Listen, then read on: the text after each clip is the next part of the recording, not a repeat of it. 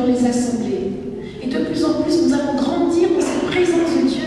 Nous allons voir la présence de Dieu saturer nos assemblées. Et nous serons ravis dans l'amour de Dieu. C'est cela que Dieu veut pour nous. Vous voyez, l'amour équilibre. Tous ceux qui ont fait une véritable expérience de l'amour connaissent une vie restaurée. L'amour ici, c'est un autre nom de la miséricorde du Père, de la tendresse, de l'amour du Père, du fait de devenir comme lui, du fait d'être né pour lui, de vivre pour lui. Si je vis, ce n'est plus moi qui vis, dit Galates chapitre 2, verset 19 et suivant. Si je vis, ce n'est plus moi qui vis. Ma vie, dans la condition humaine, ici et maintenant, dans ma famille, ici dans le Var. En Aix-en-Provence, c'est ça? Dans le Var ici? Mais dans le Var ici? Voilà. Ma vie dans le Var, dans la condition humaine, je la vis dans la foi au Fils de Dieu. Ainsi, un Fils de Dieu, c'est qu'il y a un Père. Au Fils de Dieu qui m'a aimé et qui s'est livré pour moi. Ce n'est donc plus moi qui vis, c'est Christ qui vit en moi. Je vous en supplie, bien-aimés, acceptez de croire ces choses-là. N'acceptez pas de croire ce que disent les difficultés, ce que disent les circonstances défavorables de vos vies. Peut-être que vous avez eu des parents qui ne vous ont pas montré l'amour, suffisamment d'amour, mais peu importe, vous avez les bras de Dieu. Jésus est la lettre d'amour du Père. Jésus, c'est une lettre d'amour expédiée à l'humanité. Alléluia. Dieu a expédié, nous communique sa lettre d'amour, sa lettre de miséricorde par son Fils Jésus. Et qu'est-ce que nous recevons quand nous acceptons ce Jésus? La miséricorde du Père, c'est-à-dire nous devenons comme le Fils. Amen. Alléluia. Alléluia. Alléluia. Alléluia. Et très souvent, quand on parle de miséricorde, on pense tout de suite au pardon des péchés. Non. La miséricorde, ce n'est pas d'abord le pardon des péchés, c'est d'abord la nature de Dieu. Accepter que je suis Dieu, moi aussi. Il y en a qui ont peur avec ces mots-là. Nous, quand on dit cela, on n'a pas dit bon, il est des dieux, non. On veut dire tout simplement, parce que avez-vous déjà vu, allez, un aigle impérial mettre au monde une poule? Un aigle impérial met au monde un aiglon impérial. Alléluia. Je suis une maman aigle impériale. Alléluia. Et tous mes enfants sont des aiglons impériaux. Donc un aigle impérial met au monde donc des aiglons impériaux. Ah, ça se dit, c'est ça. Voilà. Alors quand Dieu, quand il fait de nous des fils, il nous donne sa nature. Jésus a pris notre humanité, c'est ce que les prêtres disent à la messe, hein, quand ils font au moment avant la consécration, ils disent ceci, comme cette eau se mêle le vin, puissions-nous être unis à la divinité de celui qui a pris notre humanité. Puissions-nous être unis à la divinité de celui qui a pris notre humanité. Recevoir la miséricorde de Dieu, être fils de Dieu, avoir la nature de Dieu, c'est accepter que Dieu, accepter la divinité de ce Dieu qui a pris notre humanité. Accepter de recevoir la divinité de ce Dieu qui a pris mon humanité. Est-ce que ça va? Est-ce que vous acceptez ça? Est-ce qu'il y a quelqu'un qui veut accepter ça? La divinité de Dieu dans sa vie. Est-ce qu'il y a quelqu'un qui veut donner son humanité à Jésus pour recevoir la divinité? Je n'ai rien inventé, hein. Demandez à des prêtres ici, vous diront. Puissions-nous être unis à la divinité. Et donc tout notre parcours de miséricorde, le parcours de miséricorde que vous et moi nous faisons, c'est de nous unir de plus en plus. Jour après jour, expérience après expérience. Qu'est-ce que ça veut dire de venir ici à la prière? Ça veut dire tout simplement de m'unir à la divinité de celui qui a pris mon humanité à la croix. Si ça fait l'expérience de la miséricorde de Dieu, Dieu me divinise. Ah, n'ayez pas peur de s'aimer. Rappelez-vous toujours ce qui se passe à la messe. Il y a un échange, il y a un transfert. À la croix, quand vous voyez la croix est le signe d'un procès. C'est un procès, mais c'est aussi un transfert. À la croix signifie un tribunal. C'est le tribunal céleste de justice. TCJ, le tribunal céleste de justice.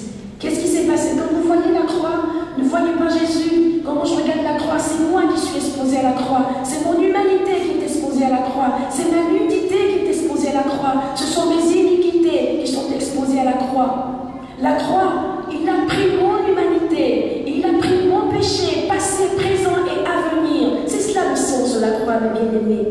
Voilà pourquoi Dieu veut nous dire, il y a eu un transfert à la croix. Pendant que le vilain privé d'amour, c'est comme cela que Sainte Thérèse d'Avila l'appelait, le vilain privé d'amour, il s'agit du démon, du Satan, quand vous voyez ce qu'il c'est. Celui qui vient nous fatiguer, combat nos âmes, qui vient nous décourager. Et la grande Thérèse d'Avila disait, c'est le vilain privé d'amour. Mais à la croix, pendant que j'étais accusée par mes péchés, par ma culpabilité, le Fils de Dieu, Jésus-Christ de Nazareth, l'avocat suprême, est entré dans le tribunal céleste de justice. Et qu'est-ce qu'il a fait? Il a présenté les plaies de son côté. Il a présenté ses pieds percés. Il a présenté ses mains transpercées. Et il a prononcé un mot. Tu es acquitté. Il a prononcé un verdict. Tu es acquitté, ma fille. Tu es acquitté. Nous avons été acquittés. Il y a eu un transfert. Il a pris mon péché. Il a pris ma maladie. Il a pris ma mort, ma damnation. Et qu'est-ce qu'il a fait? Il m'a donné sa divinité. Il m'a donné ce qu'on appelle dans le grec la vie zoé, c'est-à-dire la qualité de vie qui réside dans le nom de notre Seigneur Jésus-Christ de Nazareth. Dire le nom de Jésus, ça veut dire simplement que je prends la vie divine. Il s'appelle Yeshua, le Sauveur. Celui qui vient, le Sauveur en grec veut dire sozoé, c'est-à-dire le bien-être. Quand on dit le bien-être, ce n'est pas le bien-être matériel, financier d'abord, quoique cela peut aider. Le bien-être dont il s'agit, c'est la vie divine, la qualité de vie, le projet de Dieu sur ta vie, c'est un projet de bonheur. Il dit, mes pensées ne sont pas des pensées de malheur, ce sont des pensées de bonheur pour te donner un avenir et une espérance. Alléluia. Il y a un avenir et une espérance pour toi. C'est cela le projet de Dieu, la miséricorde de Dieu, la paternité de Dieu s'exprime là. Il y a une quelle que soit, je disais hier à Lille, quelle que soit ta situation, peu importe si tu es divorcé, allez, il y a une autre vie, il y a une qualité de vie, même après le divorce, que quelqu'un dise Amen. Oui, même si tu as été abandonné, même si tu as des enfants qui ne viennent plus à la messe, qui ont fait des orientations sexuelles différentes, il y a une qualité de vie. Je disais une grand-maman qui pleurait. J'étais à l'AILG de Saint-Étienne il y a 2 semaines, et une maman qui pleurait en disant, mais voilà, un tel a des soucis d'orientation sexuelle. Je lui ai dit, dépose ton fardeau. Jésus a pris ce fardeau à la croix. Tu n'as pas besoin de mener une vie dans la culpabilité parce que tu as un enfant qui a pris notre orientation. Viens baigner dans l'océan de la miséricorde de Dieu. Vous savez, de nous-mêmes, nous ne pouvons pas solutionner les problèmes de nos vies. Il n'y a que l'amour. L'amour bannit la crainte. L'amour est vainqueur en toutes choses. Alléluia. Est-ce que tu commences à comprendre où on va? Est-ce que tu comprends un tout petit peu? Tu t'entends pas? Oui, voilà, là c'est bien, le réseau est bon là. Vous savez où on va? L'amour de Dieu, c'est cela, c'est cette miséricorde qui se rit du jugement. À la croix, il y a eu un verdict. Nous sommes acquittés. Et Romains, le chapitre 8, verset 1 dit ceci: il n'y a plus de condamnation pour ceux qui sont unis en Jésus-Christ. Nous ne marchons plus en condamnés, quelle que soit l'histoire, même si on t'a abandonné, même si tes enfants t'ont abandonné, même si ton mari, ton ex t'a abandonné, il n'y a plus de condamnation pour toi. Il y a eu un transfert à la croix pour toi. Est-ce que tu veux bien accepter ce transfert ce soir? Il a pris ton humanité pour te donner sa divinité. C'est ce transfert, c'est ce merveilleux échange que nous vivons à la messe. Vous savez, mes bien-aimés, quand nous venons à la messe, nous venons recevoir la divinité de Dieu. Et le corps du Christ, c'est le corps du Christ, c'est Dieu que nous recevons. Alors quand tu reçois Dieu, tu deviens quoi?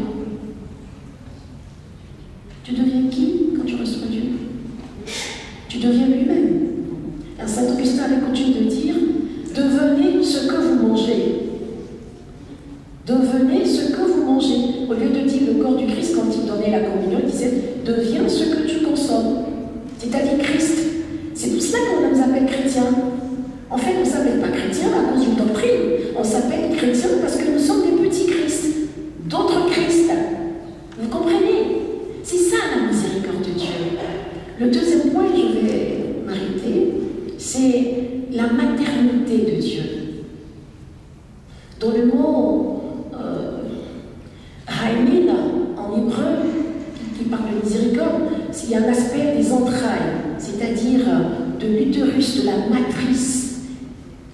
Quand on fait l'expérience de la miséricorde, c'est-à-dire de la tendresse maternelle de Dieu, et c'est cela que Dieu veut pour nous ce soir, c'est faire l'expérience des entrailles de Dieu. C'est faire l'expérience de l'amour maternel. Et c'est cela que la Vierge Marie a vécu en réalité. Elle a fait l'expérience de la tendresse de Dieu. Voilà pourquoi dans son corps a pu habiter pleinement la plénitude de la divinité. Le Verbe s'est fait chair en Marie, parce que Marie a été cet espace accueillant de ce Dieu rempli de tendresse. Dieu veut faire de chacun d'entre nous, il veut nous plonger dans ses entrailles de mère, dans cette matrice, c'est-à-dire la mère ici veut dire, le mot père veut dire source. Dieu est notre source, notre origine, Genesis, c'est notre genèse. Voilà pourquoi nous devenons Jésus, nous devenons d'autres chrétiens, c'est-à-dire d'autres enfants de Dieu, et pour ne pas choquer quelques-uns, d'autres dieux. Parce que quand on reçoit Christ, on devient Christ. Véritablement, ce n'est pas une figure de style. Le monde a besoin de voir d'autres Christ. Nous sommes les autres Christ que le monde a besoin de voir. Puisque la parole de Dieu nous dit en Romains 8, le verset 19, la création tout entière aspire à voir la révélation des fils de Dieu. C'est-à-dire des personnes, des femmes et des hommes qu'on voit des tout petits qui portent Dieu, qui révèlent Dieu, qui aiment Dieu et qui le font aimer. Donc dans cette deuxième dimension de la miséricorde de Dieu, quand on dit la miséricorde de Dieu se moque du jugement, c'est de recevoir, de se laisser guérir dans les entrailles miséricordieuses, les entrailles de mère. Et dans ces entrailles, il y a le pardon, il y a la question du pardon. Dieu nous pardonne. Et ça nous renvoie à nos relations horizontales, c'est-à-dire les relations fraternelles. Si l'autre, le premier plan de la paternité nous renvoyait à notre relation au Père, à la relation verticale, le deuxième niveau nous renvoie à la relation du frère, de la sœur, du prochain. Les entrailles de Dieu, les entrailles de miséricorde nous renvoient au pardon que Dieu nous a donné. La croix, c'est le signe de la réconciliation entre moi et Dieu, entre la terre et le ciel. De même que j'ai été pardonné à la croix, je suis moi aussi invité à pardonner, à me pardonner à moi-même mon histoire. Vous n'avez pas remarqué, très souvent on a été peut-être éduqués assez dur et on a du mal à se pardonner quand on commet des fautes. Quand j'entends dans l'accompagnement spirituel beaucoup de personnes encore vivant dans la culpabilité, n'arrivant pas à se pardonner les péchés du passé. Allez, aujourd'hui, accepte de laisser tomber tout ça. Tu m'entends? Tu m'entends? Je parle à quelqu'un ici. Ça suffit. 50 ans durant, tu as porté le poids de la culpabilité, ça suffit. Laisse tomber le fardeau, s'il te plaît. L'apôtre Paul dit, laissez-vous réconcilier. Je vous en supplie, je le répète, laissez-vous réconcilier avec Dieu. Amen, amen, amen, amen, amen.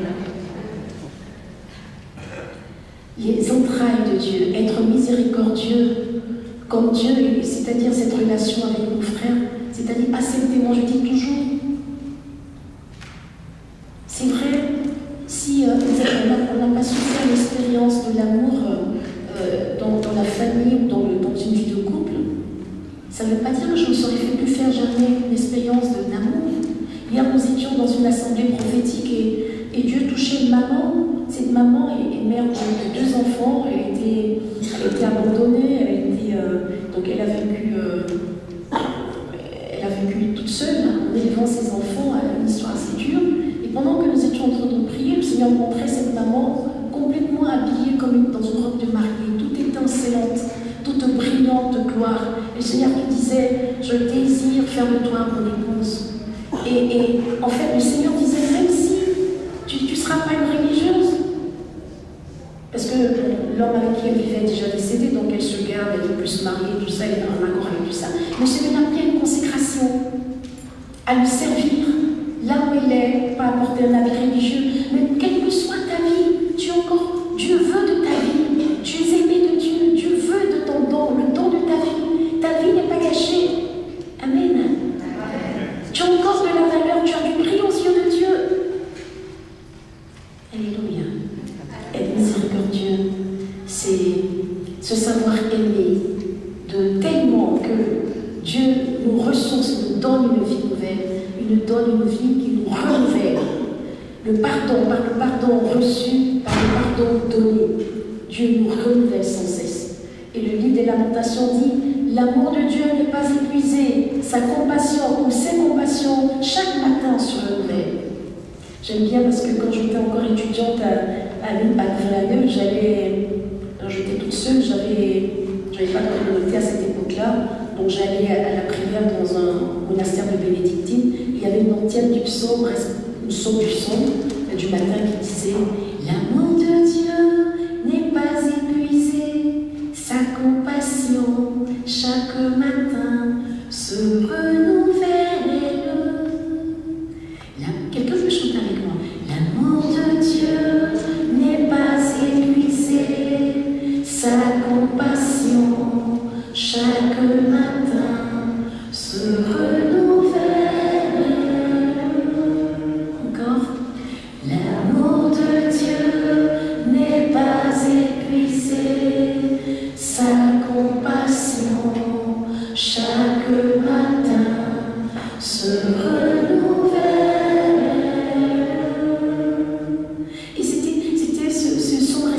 Cette entière m'aidait énormément quand je suis en face de la difficulté, quand je fais l'expérience de la solitude, de ma misère, je commence à chanter. L'amour de Dieu n'est pas épuisé, sa compassion chaque matin se renouvelle. Et c'est cela qui donne sens à nos vies. C'est cela qui nous donne de continuer à prier pour nos frères et sœurs, pour nos amis, pour nos enfants. C'est cela qui ouvre une porte là où il n'y a pas de porte. Il y a des lieux de nos vies, il n'y a pas de porte. Mais Dieu va créer de nouvelles portes dans ces lieux ce soir. Alléluia.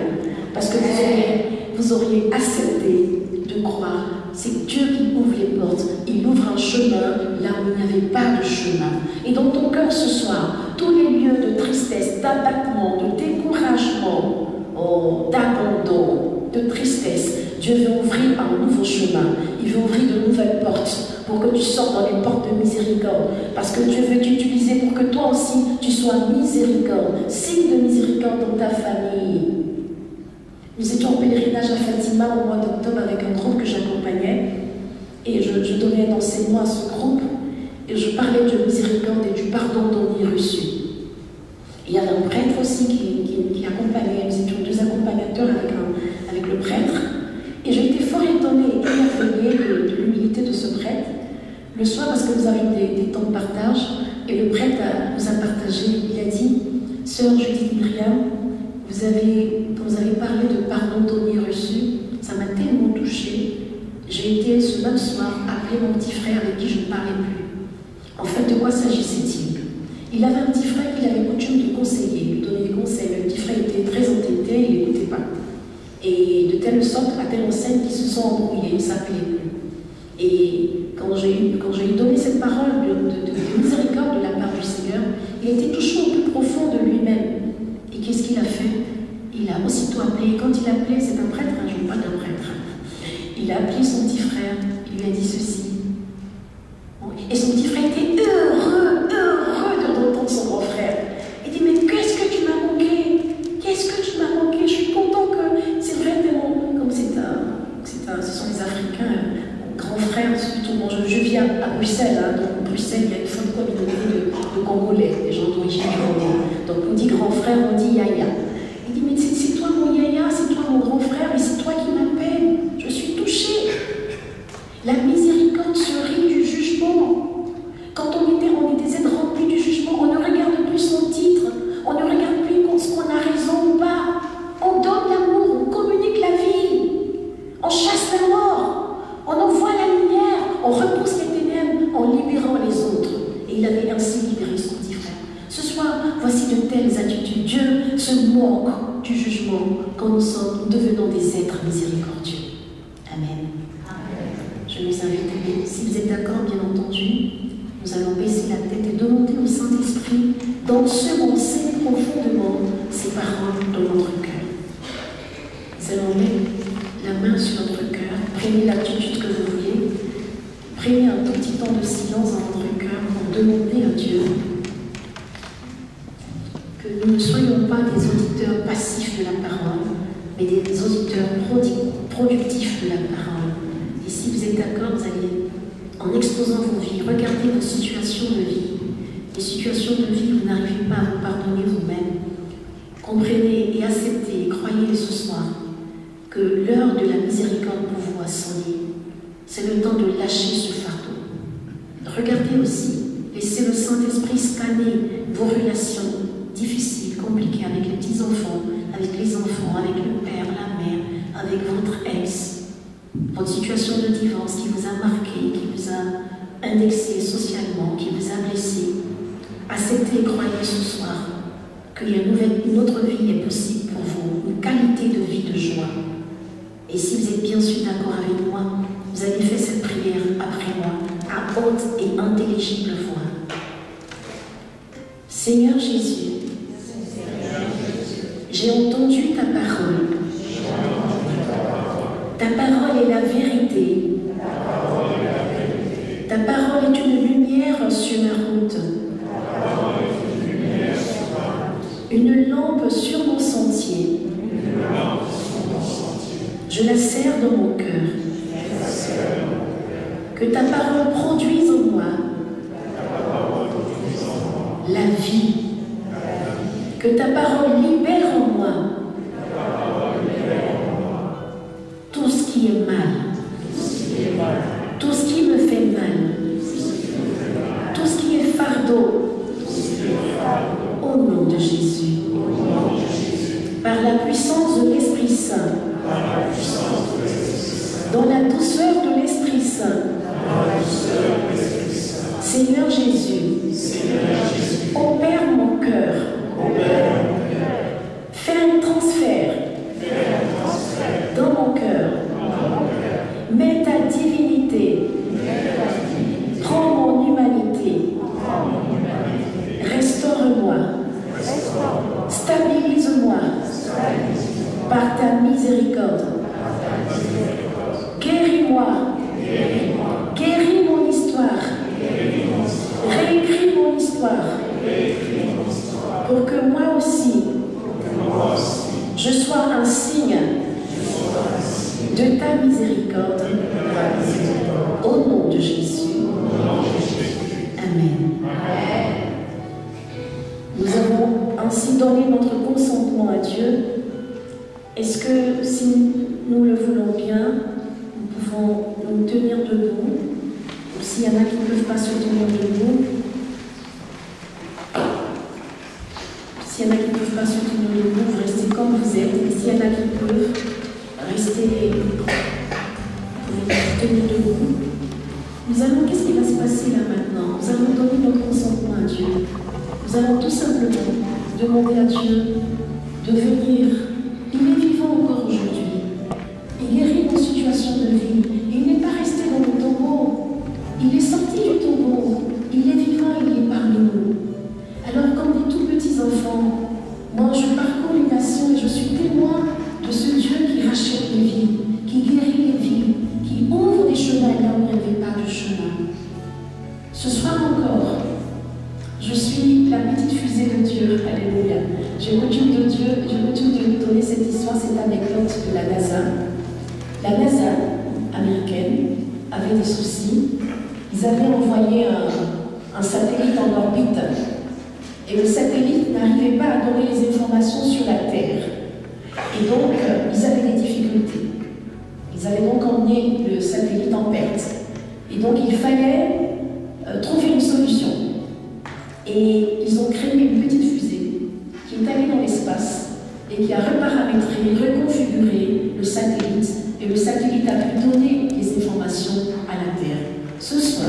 je suis la petite fusée de Dieu, pour venir réconfigurer, reparamétrer ton satellite en panne, ton satellite un peu dérangé, pour venir te restituer dans les mains de Dieu, de ce Dieu qui t'aime. Il n'est pas mort à la croix en vain, il est mort à la croix pour toi, spécialement, parce que ton nom est écrit dans le creux de ses mains, parce que tu es précieux à ses yeux.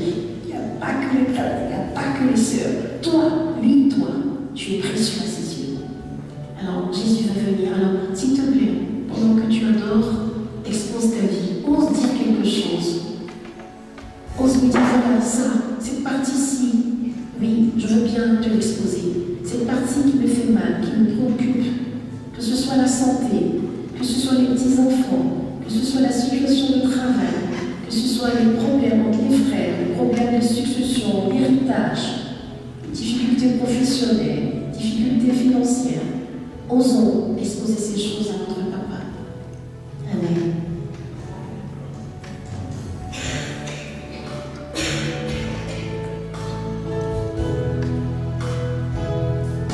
Jésus veut te sauver, te donner la vie. Sur la croix, il fut cloué pour ta liberté. Jésus veut te sauver, te donner la vie. Car sur la croix, il fut cloué pour ta liberté. Par sa parole, abandonner la vie à Jésus, et son esprit coulera en toi comme un ruisseau. Par sa parole, abandonner ta vie à Jésus, et son esprit coulera en toi comme un ruisseau. Jésus veut te sauver, te donner la vie. Sur la croix, il fut cloué pour ta liberté. Jésus veut Contemple la croix du te Christ sauver, et regarde cette croix. donner la vie. Sur Regarde la croix de Jésus il fut cloué. et regarde-toi. En regardant Jésus, regarde-toi, regarde ta vie. C'est ta vie qui est clouée à la croix. C'est ton passé, ton présent. C'est ta maladie. Ce sont tes difficultés qui ont été exposées à la croix, clouées et crucifiées pour qu'il y ait un transfert. Que la malédiction soit prise et que la bénédiction te soit transférée. Alors, en chantant ce cantique, chante ta victoire, s'il te plaît. Jésus